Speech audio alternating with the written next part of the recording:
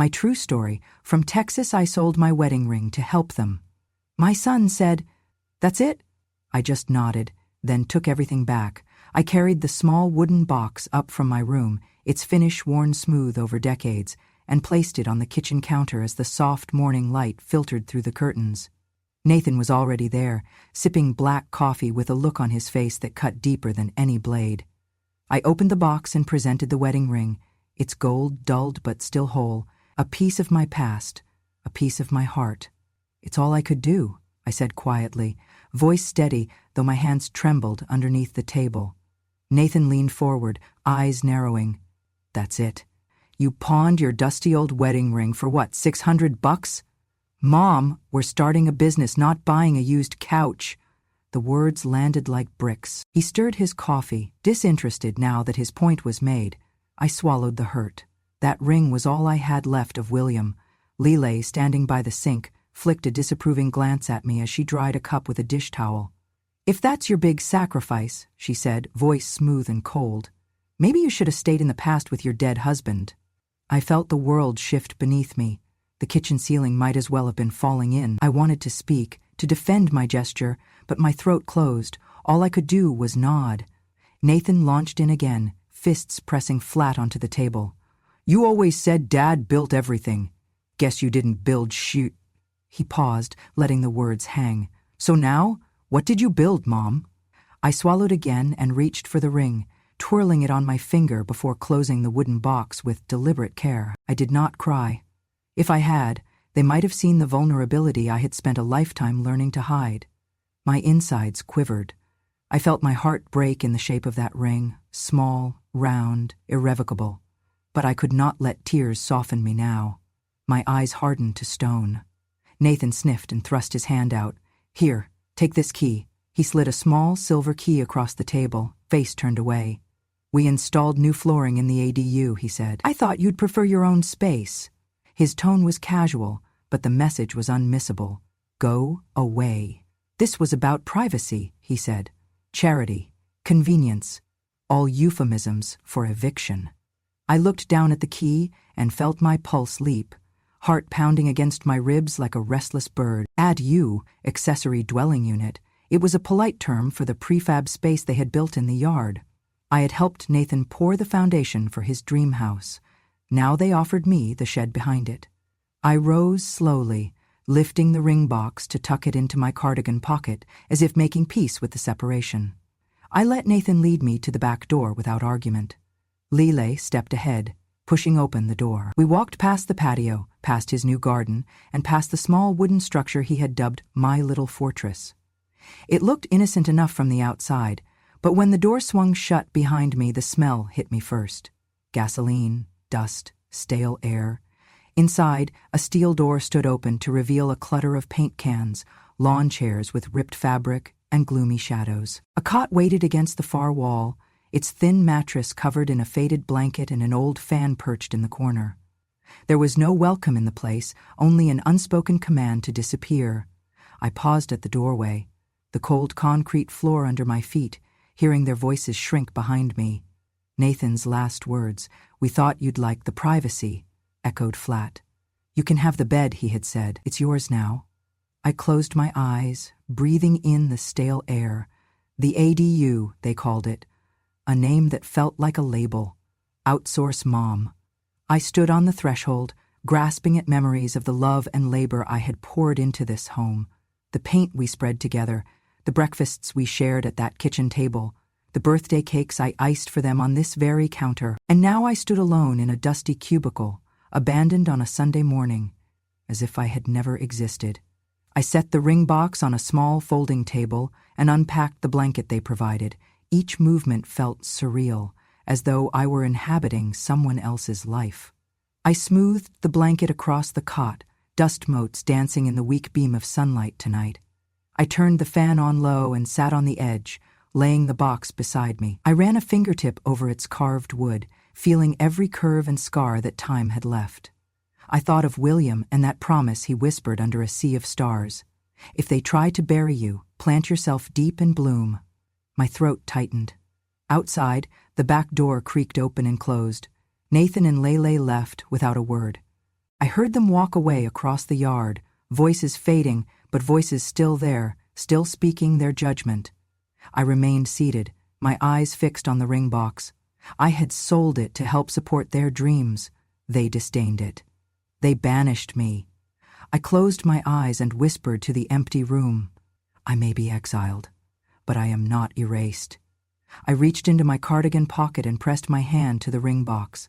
This was not the end. I would bloom again, even here, even starting from the cold concrete floor of an unwanted room. My head throbbed, not from anger, but from a determination so fierce it lit me from within. I would not leave, but first, I would remember, and then I would act. I remember the first time I walked into the construction office in the late 1960s. I was 23, fresh out of college, and the only woman in a sea of men in hard hats. My name was already known around the office for balancing ledgers, but what I didn't realize was how life would change the day William Hawthorne looked up from his desk and offered to walk me back to my car. That's how I first saw the kindness behind his broad shoulders, the integrity behind his steady hands. From that evening on, from the blueprints to the stock certificates, he taught me everything: how to see the structure of a balance sheet like the framework of a building, how to trust someone who earned that trust, how to invest not just with money, but with heart. Every night, after long days crunching numbers and scheduling building deliveries, we'd sit on the porch swing he built himself. Sometimes the Texas wind would carry the scent of honeysuckle across our yard. He would wrap his arm around me, warm and steady, and whisper, "If they forget what you gave, remember what you kept." I used to ask him what that meant, and he'd smile, reaching across the porch rail to take my hand. "Love is not what you release," he said slowly. "It's what you hold on to, even when time tries to steal it. That ring," he tapped the small gold band on my finger. "It's more than gold. It's witness. It remembers the dawns and the dusk. Don't let anyone erase that." We built more than a marriage. Together, we helped my company become one of the first to incorporate environmentally conscious timber framing for schools across Texas. We supported William's dream to bring affordable housing to small towns. Then came Nathan, our first pride, headstrong and bright like his father. And years later, Lele, with her passion for creativity and independence. I watched them grow. I supported them, sometimes quietly behind the scenes, but always there. I paid for Nathan's tuition at Baylor University. I took night accounting classes at night to ensure the mortgage stayed on track. I helped Lele with her cosmetic line, standing by at markets, zipping packaging, answering phone calls before dawn. When they needed capital to rent that tiny storefront she always dreamed about, I gave it without hesitation. I never asked for repayment. To me, it was love in action, proud, silent, grand in its simplicity. That golden wedding band on my finger became more than jewelry. It became a testament of sacrifice, of hope, of loyalty. My heart brimmed every time I stood at their podiums, Nathan with a diploma, Lele at her first product launch. They made me shine. And then came another dream, Nathan's dream to open a craft spirits bar, a place to honor William's legacy of old-world distilling traditions and his own Texan bravado. The grand opening date approached. He needed funds, some for renovations, some for permits. Amanda, his wife, was all in. I watched them pore over budgets late into the night, the glow of laptop screens painting shadows on their faces. They talked about branding, marketing, the long hours, and high risk. They talked about family. When they asked for help, I wanted to say yes more than anything. Because love had taught me, to give is to keep believing. So I took that ring many times to pawn shops on Main Street, the same places William and I once counted receipts. I swallowed my pride in quiet hush. I handed over that piece of gold and walked away with $600 in my coat pocket. I brought it home, hid it in an envelope, and handed it to Nathan. I told them, without drama, that I wanted to help. I wanted to invest in their dream. That ring had paid for dreams before, his college, her store, so why not this? Years of devotion passed through those $600. But that Sunday morning, when I offered the ring again, something shifted. Nathan did not thank me. He dismissed it. Amanda mocked me. They made it small, my gift, my love, my worth. I remember the way Nathan's eyes turned cold when he said, "That's it." The ring flashed in my pocket like a silent rebuke. I remembered William's words across time. "Remember what you kept." That morning, I felt he was teaching me again. I imagined his voice guiding me. "Hold on to your truth." I realized that even love, when unguarded, can be taken for granted. Even loyalty can be treated like currency, spent until empty. It stung. Deeply. I walked to the mirror later that day in my bedroom, though they had made it plain I would not sleep there again. I dressed in my faded cardigan and pressed a hand to my chest. My heart didn't break, it hardened. I thought of the porch swing, of our years of partnership, of the investment we built together in love and labor. That ring wasn't the only thing I'd pawned. It was years of being seen, heard, valued. And now I saw that perhaps I had held too much, given too much, without keeping proper watch. I closed my eyes and felt William's memory in the weight of the ring, now gone but not lost. Its absence reminded me of everything I had done and everything they took for granted, and I felt that for the first time in years, I was not broken. I was clear. Maybe love isn't enough to tie two hearts together, but integrity binds something stronger still. When the afternoon light filtered through my curtains, I wrote in my notebook, "They remember what they took, but not what they were given." That's okay. There are new ways to build, ways that do not depend on gratitude from others. I did not cry. I did not scream. I only set the words down and waited, breath steadying with purpose. Because now I knew love keeps, but wisdom acts. That Sunday was a beginning. It was when I stopped being the wife of yesterday and became someone else entirely. They thought offering me shelter in the ADU was kind. Tomorrow I would show them the meaning of generosity that never demands repayment. I sat on the edge of the thin cot, the cool night air seeping through the cracked window of the ADU. I reached into my cardigan pocket and pulled out William's old leather-bound journal, yellowed with age and promise. The pages crackled as I turned to the end. There it was, scribbled in his precise handwriting, a 6-digit code. My pulse quickened. I had almost forgotten he always kept that journal close during construction meetings, the soft leather always smelling faintly of sawdust and ink. With trembling fingers, I found my way to the small safe, wedged into the floorboard beneath an old rug in our bedroom at home. This was my first night alone in this makeshift space that wasn't mine. I knew I couldn't sleep until I confirmed the journal's secret. It felt like a key passed down, a final lesson from William, the importance of keeping hidden things safe until their time. It was late, but I drove back quietly, the night road slick with moonlight. The house was dark and still. I found the rug, peeled it back, and knelt. My fingers traced the indentation in the floorboard. I pressed the code in one by one. The safe clicked. I braced myself. Inside wasn't cash or jewelry. It was better. A single folder stamped with William's company seal. My hands shook as I opened it. Inside lay certificates. 50,000 shares of Texas Heritage Construction, the very company William helped launch and championed throughout the decades. And based on its recent growth and IPO on the Austin Exchange, that ownership, my ownership, was worth nearly $800,000. I pressed the stock tracking app on my phone and captured the screen. $799,460.18. It was glowing on the display, silent confirmation of everything William had known, everything I'd contributed to and safeguarded, unspoken. My breath caught in my throat. I remembered the joy in his voice the night he explained to me what it meant. "This is legacy," he said, tapping the safe's edge. "Not gold, not paperwork. Real legacy." I had nodded and sighed with complete trust. Why would I question him? Why would I think otherwise now? Tears shimmered in my eyes, not from sadness, but from awareness, from strength. I whispered to myself. "You remembered, didn't you, Bill?" I slid the certificates back, carefully, reverently, as if laying down a sacred trust in a cradle. I sat in the empty kitchen long after dawn broke. I stirred my tea absent-mindedly. My mind moved in circles. They'd mocked the $600. They believed me powerless. But I was not powerless. I was the vault.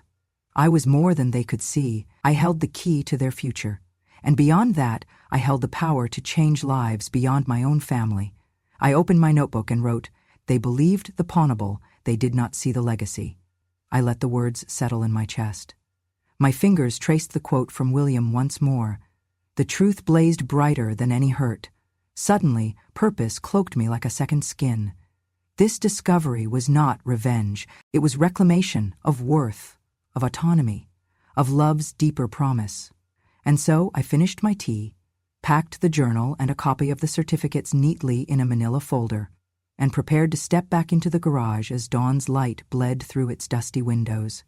ADU or not, this night had changed everything. They had wanted to confine me. Instead, they had opened the door. I woke early the morning after I discovered William's stock certificates, chest tight with both fear and quiet exhilaration. I reached for my phone and dialed the number I had kept hidden for years, filed under a contact labeled simply CPA. When the voice on the other end answered, "Drake speaking," something shifted in me. Drake was a young friend from my early days as an accountant, sharp, ethical, and now a trusted attorney specializing in elder affairs. "I need your help, Drake," I said. "What I have, I need protected." By late morning, he was seated across from me at my kitchen table, the same kitchen that in decades past had witnessed celebrations, disappointments, and everything between. I slid the manila folder across to him. He opened it with careful attention, scanning the certificates and the trust documents I'd prepared under his guidance. "This is powerful," he said quietly, eyes steady. "It's legal, it's sound, and it's yours." "It needs to be more than mine," I said. "It needs to mean something." That afternoon I invited Nathan and Lele over for coffee. I set out biscotti and arranged 3 cups on our old wooden table. When they arrived, they looked puzzled at the invitation, her brow furrowed, his phone clutched in hand, but they sat anyway, crouched in the familiar chairs they had once called home. I motioned gently toward the folder. "I've arranged something," I said, keeping my tone soft but unwavering. "You two are starting a business. I'm proud of that. I want to invest in what matters next." Lele scoffed, crossing her arms over her chest. "Mom, what is this?" She reached and flipped open the folder. Inside was the trust document. 50,000 shares, held in trust, designated for Women Rebuilding Texas, a statewide nonprofit I'd supported with my time when I was still consulting smaller firms. The trust named me and Drake as trustees, with the directive that the shares be used only to fund programs for women escaping abuse, re-entering the workforce, or rebuilding homes. The document also stated it was irrevocable. Once signed, it could not be reversed. Lele leapt to her feet, her face flushed. "Are you kidding me? You're giving that money away? That whole investment?" She jabbed a finger at the pages, incredulous. Nathan stayed seated, shock washing over him. He whispered, "Mom, you're taking it from your family." I met his gaze directly. My voice was calm. "I gave what I had. You mocked it when I pawned my ring. Now I give what I am." Lele's mouth opened, but no words came. Nathan swallowed, color pooling in his cheek. I kept looking at him. "Do you remember how you said I hadn't built anything? That morning I understood then that I had built more than I thought you saw.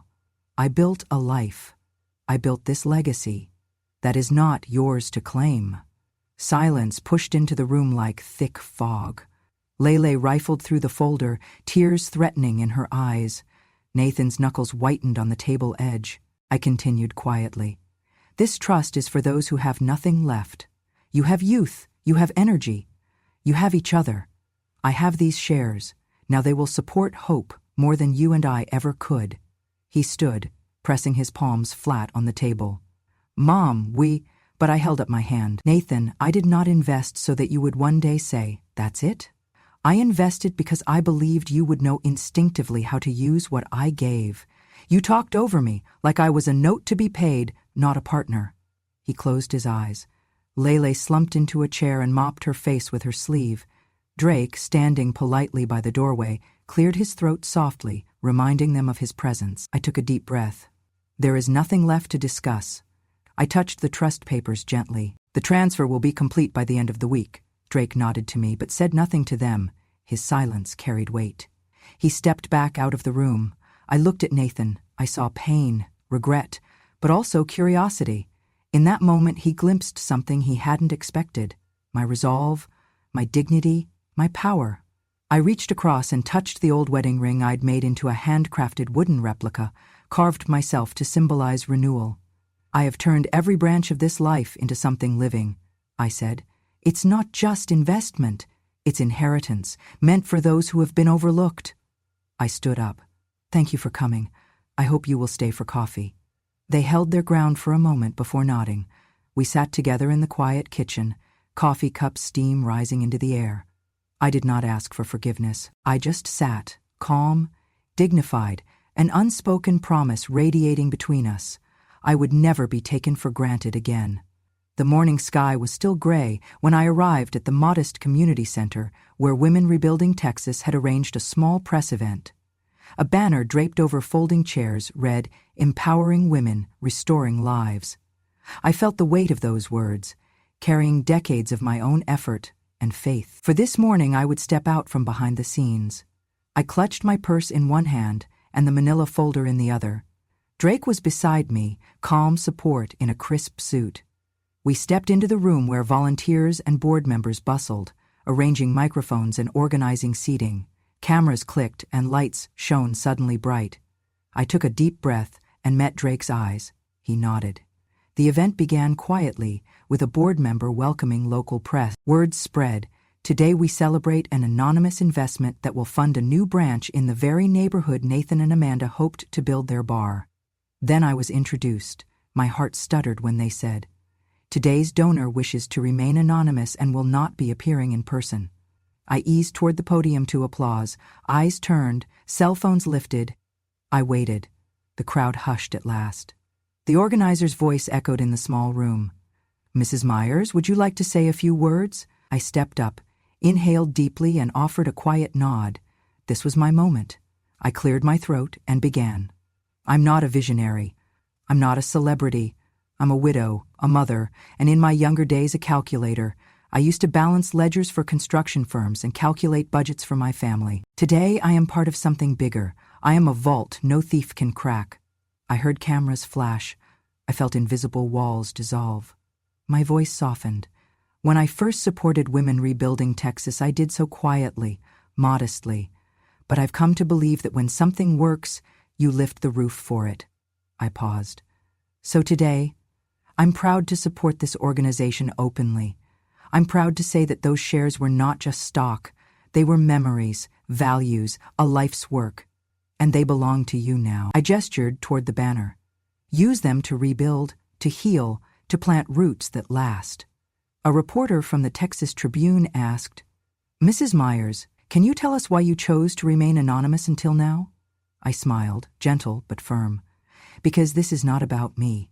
It's about lives repaired. Silence can be loud as you let it. Today I spoke because I trusted these women to rebuild what trauma stole." As the final round of applause tapered off, Merlin stepped down from the podium, her wooden ring catching the warm wash of overhead lights. A small group of women surrounded her with soft thanks, clasped hands, watery smiles. But her eyes had already shifted toward the back of the room. There they were. Nathan and Laylee stood near the exit doors, out of place among the folding chairs and flyers. He looked shell-shocked, shoulders slumped, hands deep in the pockets of his tailored slacks. Laylee's arms were crossed tightly, lips drawn in a hard, angry line. Both stared as if they'd just seen a ghost rise. A volunteer cleared a path, and for a moment, everything around Marilyn went still. The murmurs faded, the cameras clicked less. Only the space between mother and son remained. She approached without hurry. Her steps were measured, ring tapping faintly against her side. Nathan stepped forward first. "Mom," he began, voice low, gravelly, "why didn't you tell us it was this big?" Merlin stopped 2 paces from him, her gaze held steady. "Because you never asked." Lele scoffed. "We didn't ask because we didn't expect a betrayal to be gift-wrapped in press releases." "That's not what this is," Merlin replied, calm but unyielding. Layla stepped in closer. "You could have invested in us, helped us build something real." "I did," Merlin said, her voice now like cool stone. "I built your college degrees, your business foundation, your home. You mocked the last thing I gave, so I gave the next thing to women who wouldn't." Nathan flinched. But you made us look like fools, Layla hissed. Everyone saw, everyone knows. Merlin nodded slowly. Good. Maybe now they'll stop pretending your cruelty was just stress. Nathan opened his mouth, closed it again. We were wrong, he muttered. I see that now. Merlin softened, just a shade. Her shoulders didn't relax, but her tone quieted. I didn't want to embarrass you. I wanted to protect what mattered. And this room, these women, they matter. Layli shook her head, muttering. You're a saint now. Huh? No, Merlin said, finally letting the fatigue show in her eyes. I'm just a woman who remembers everything, including what it felt like when my son said I didn't build anything. Nathan looked up, tears threatening. You did. You built everything. I just didn't know how to say it until now. She held his gaze for a long moment, then turned to Lele. I didn't mean to destroy your dream, she said. I just stopped funding my own erasure. Lele's face tightened, but she said nothing. Merlin reached into her bag and handed Nathan a folded card. There's a number inside. A woman named Carla at this organization runs small business mentorship. Maybe you can still make that bar, but this time on your merit. He took it like a sacred thing, hands trembling. Mom, do you think you'll ever forgive us? Merlin looked toward the women still clapping near the exit. I don't need to, she said softly.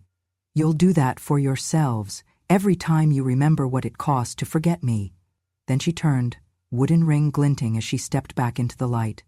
And for the first time, Nathan didn't follow. He watched her go, this quiet woman in her 70s, dressed in dusty blue, who had just moved the whole room without raising her voice. He whispered, She's not broken. Lele's lips pressed tight. No, she said, she never was. Then came the big reveal. Local news interrupted coverage to display a headline. Local widow turned investor backs women rebuilding after trauma, her photo beside it. I watched as cameras turned back to me. I nodded once, accepting their gaze. Nathan and Amanda were in the back row, both pale. I saw panic, confusion, even some grief. They exchanged quick whispers. I didn't look down. I didn't judge them. I only held my posture and my purpose. The event closed with applause that warmed the room. Women stepped forward to hug me, their eyes glistening. Board members approached, gratitude genuine. I stepped away from the podium, clutching my purse, walking toward Drake and the exit. Thank you, he whispered. I nodded. Outside, reporters surrounded me. From one, I repeated a line I'd prepared. I believe in legacy, I believe in love, and I believe in investing where it means something, not just to me, but to many. They asked, will you sign the deed transfer today? I nodded. I will. Nathan and Lele emerged too, waiting by the door. I walked past briefly without stopping, knowing they would come later. The morning air had shifted, crackling with accountability. I stood there a moment, closed my eyes, and thought of William, the ring, the promises, the porch advice. I felt him with me, smiling softly in the breeze. This was more than money. This was truth. This was dignity restored. I turned and walked away with my head high, stepping into a new legacy, not built on blood or shame, but built on integrity and hope. I arrived at the kitchen later that afternoon to find it uncommonly still. Nathan stood at the island, one hand pressed into the cool granite countertop, his phone cradled to his ear. His face was tight, shadows under each eye. I answered the ping of the front door, opening and closing, but kept to the corner, waiting silently. This is unbelievable, I heard him say quietly. Yes, I understand that region is already funded, but we built our proposal around being first. Yes, I'm asking if I can reapply. I'll send over more documentation. Thank you. He ended the call and leaned fully into the counter, shoulders shaking. Long seconds passed. No sound. I knew he was holding himself together. Lele flounced in seconds later, her face flushed as she slammed her purse onto the chair. She rubbed her temples and looked between Nathan and me. What happened? She demanded.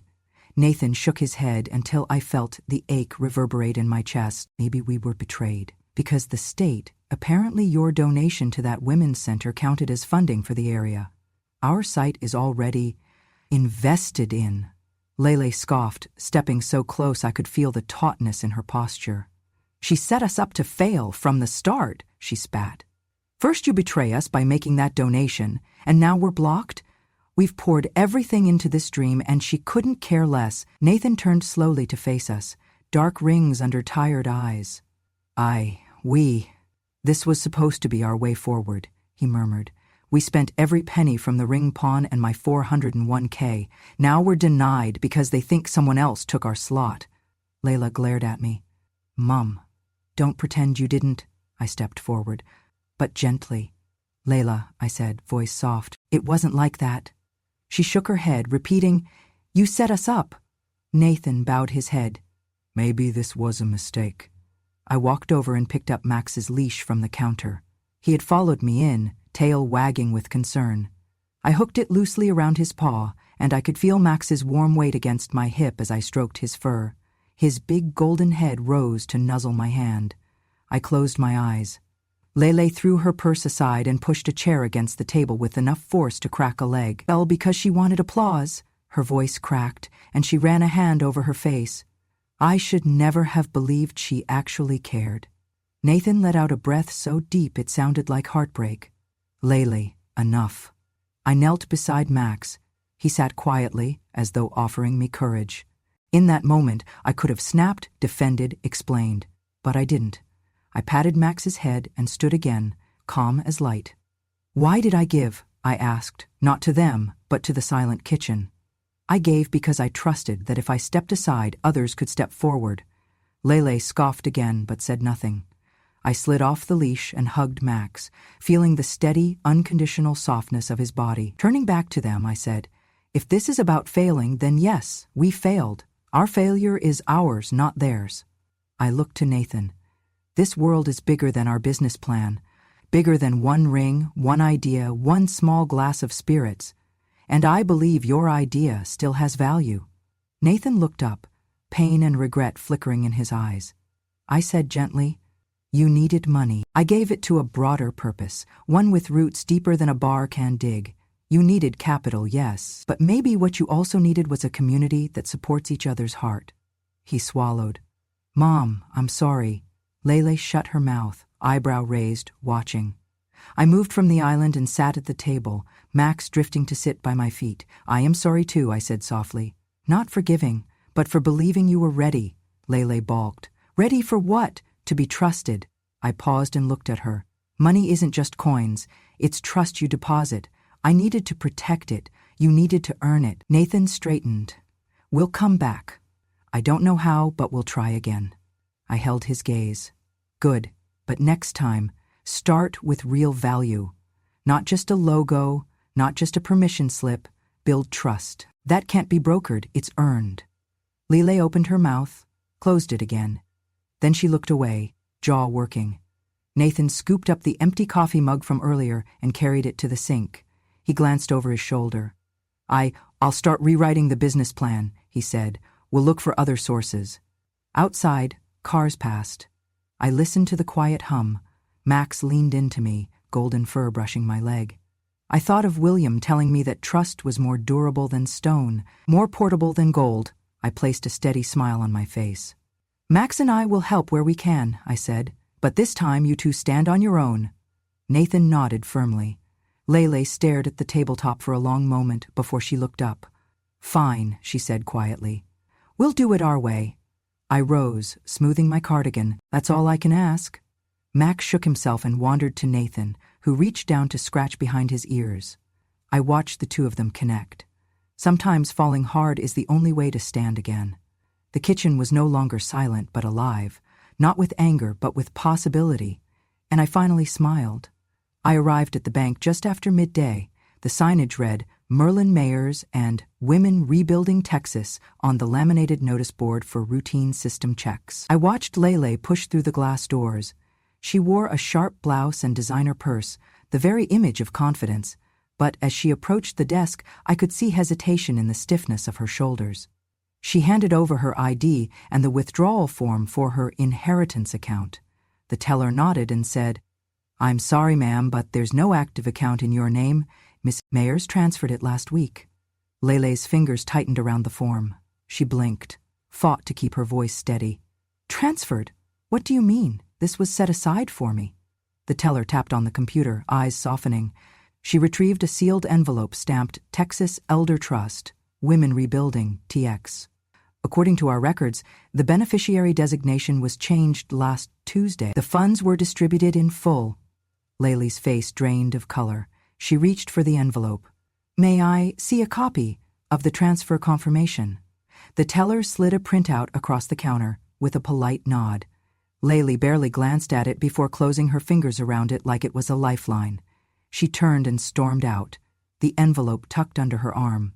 Moments later, my phone buzzed. I answered immediately, already knowing who it was. You betrayed us, Laylee's voice cracked through the line, a gust of hurt and defiance. I exhaled slowly, steadying the tremor in my own chest. No, Laylee, I responded softly. You are talking about yourself. And that was enough. She was silent. Then the line clicked. I didn't follow her to the car. I didn't call back. I just stood, touching the wooden replica of my wedding ring tucked in my purse. It reminded me that some treasures wear differently than gold. Later that afternoon, I heard the soft knock on my front door. I moved toward it slowly, anticipation and regret blended in my heart. Nathan opened it, pockets slightly splayed. He was carrying the stamped envelope from the bank. His hands shook as he handed it to me. He met my eyes with raw vulnerability. Mom, I understand, he said, voice low, fragile. Do you forgive us? I didn't answer. I simply placed my hand, bare, honest, over the wooden ring sculpture I held between us. My thumb brushed its surface once. My silence spoke louder than any words. Nathan's shoulders relaxed. He sighed. A release, a relief. He stepped inside, gently closing the door behind him. We stood side by side in the late afternoon light filtering through the curtains. Max padded softly into the room and circled at our feet. Nathan reached down and stroked his golden fur, eyes closed a moment in reflection. I looked at him. I could feel the shift in him, recognition, acceptance. He understood the lesson now. The weight of loss, yes, but also the power of choice. You don't need to have the power to forgive. Sometimes it's enough to let someone see their own reflection in what they've done. Nathan spoke in a whisper. Thank you, Mom, for everything. He swallowed hard. Both of us, we missed it.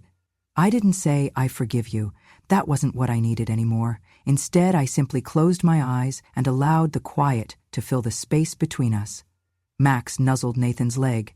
Nathan leaned down and hugged him. I touched the wooden ring again, gently. I felt William's calm voice in that moment. If they forget what you gave, remember what you kept. I kept this. My dignity, my integrity, my love. Not taken, not gone, just held. And in that shared silence, I felt more whole than I had in years. That day, forgiveness wasn't spoken, it was felt, and sometimes that is enough. I logged onto the Zoom screen a few minutes early, quietly straightening the stack of note cards beside my teacup. My background showed a soft sunset glow through the balcony. Max curled at my feet. Around the virtual room, over 60 faces appeared, women from across Texas, survivors of loss, loneliness, and betrayal. The title flashed at the top, Women Rebuilding Texas, Session 1. My voice caught at first. Good evening, everyone. You think you're broken? I thought I was broken. Then I realized I wasn't broken. I was buried, and now I'm digging out. A hush fell over the gallery of faces. I watched shy smiles appear, shoulders relax, hope spark. Later, I would learn that a 23-year-old named Marisol typed in the chat, "Thank you, Mrs. Myers. Today I sent in my resignation. I am leaving the man who has hurt me for 4 years." I paused as I read the words aloud, voice steady. "Marisol, that takes unbelievable strength." "You're not alone," she wrote back in a private message. "You gave me those words." That moment, seeing her words before me, made the night real. This wasn't a speech, it was a bridge. A calm professor from UT Austin introduced himself on camera. "Merlin, I teach narrative ethics. I believe your story resonates beyond your state. May I include your script and voice in my semester syllabus?" I nodded, though he could not see. 11 faculty and students appeared in response with tiny thumbs-up icons. That simple gesture affirmed the reach. My journey was theirs too now. Meanwhile, notifications pinged on my phone. The quiet Texas widow who changed everything. New article propagated by the Chronicle of Aging. A short clip of me speaking was shared on TikTok, garnering 24,000 views and thousands of supportive comments. So brave. My mom needed to hear this. Healing starts when we remember. I scrolled with mild surprise, but my heart warmed. What started with a pawned ring had grown into a ripple of resilience. I cleared my throat and continued softly. When my world shrank, when I was told to give my room, my pride, my value, I learned the hard way that dignity doesn't live in bricks or bank accounts. It lives in action, in reclaiming buried parts of ourselves. One woman asked in the Q&A, "How do you hold on to strength when their words cut deep?" I took a breath. I remind myself, hurt is not truth. Their words revealed their fear, their limitation. They didn't break me, they unshielded me. Another question, how did you forgive your own children? I paused. I didn't, not all the way. Forgiveness isn't given, it comes when the hurt no longer has control. You don't have to fix everything for forgiveness to happen. Max stirred on screen, yawned lazily. I smiled. Even my golden old chap here reminds me. Gentleness heals. The session neared an hour. I closed with one last thing. Sometimes our heart can be the vault no thief can crack. You are vaults. You contain resilience they cannot steal. Do not let your survival be your silence. The gallery erupted in applause. Reactions. Chat flooded with hearts and thank yous. I switched off the camera and sat quietly. Max nudged me. I leaned down, whispered, "We did something good tonight." Within a week, journalists from Texas Tribune and Morning Brew requested interviews. I spoke of reclaiming what was dismissed, of transforming a pawned ring into fuel for wider healing. Media outlets called it a paradigm shift in elder empowerment. Women across the state wrote to me, grandmothers, single moms, daughters, sharing that they too found courage to name hurt and take steps forward. Some were fleeing abusive relationships, others faced financial coercion. One woman in Houston wrote, "Your story gave me permission to cut ties with the family that used me for my inheritance." I responded with voice and letter tokens, "You are not invisible. Your life is worth more than their indifference." They started calling me informally on Zoom, Grandma Merlin. It felt right. Age is not weakness. It's accumulated resilience, memory, wisdom. I sent a few copies of my wooden wedding ring replica to a poet in Marfa and a teacher in Houston. The ring traveled, became a symbol in community workshops. Remember what you kept. One evening, I sat in my wicker chair as the sun dipped behind live oaks. Max at my side, I slipped the wooden ring onto my thumb. It fit exactly. An echo of the past, a promise to the future. I whispered to the quiet sky. I did not just survive. I outlived the insult. The words warmed me like last golden rays. In that hush, I reflected. The ring had been a token of love and life. Pawned, it became my weapon, then a symbol of transformation. The shares held purpose. My children learned loss, bluntly but surely, and I gained a community, a mission. Page by page, I began drafting a guide for elders. Vaults unlocked, reclaiming worth after betrayal. Not a memoir, but a map.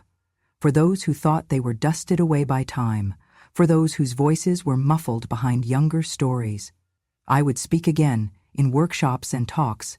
If you saw yourself in this story, whether as a daughter, mother, grandmother, or neighbor, please share this video. Send it to someone who needs permission to speak, to remember, to rise. Subscribe to Grandma True Stories. Together, let's build places where wisdom is honored, dignity is protected, and survival turns into purpose. Because hope isn't born only in victory, it grows in reclaiming what was taken. From Texas, with love.